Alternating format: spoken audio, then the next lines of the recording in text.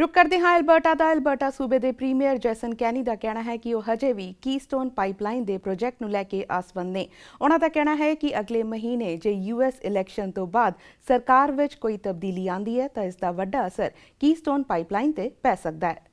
We are working with many people in the United States who support this project, including many people in the Democrat Party.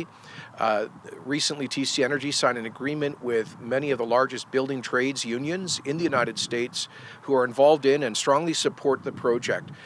We hope and expect that should there be a change of administration following next month's U.S. election, that those unions will speak in favor of the project. TC Energy has also signed a recent agreement with First Nations, both on the Canadian and U.S. side of the border, supporting the project. We're in constant contact with American senators and congressmen on both sides of the aisle, governors and state legislators, overwhelming support along the pipeline route.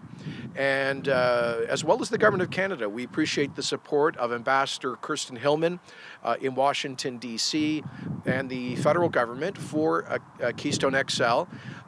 It would, I think, send a very, very negative message.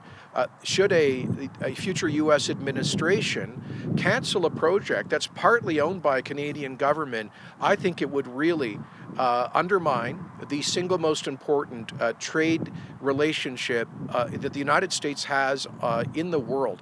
And finally, we're going to point out, should there be a change of administration, that the United States needs a safe, secure, reliable source of energy for decades to come.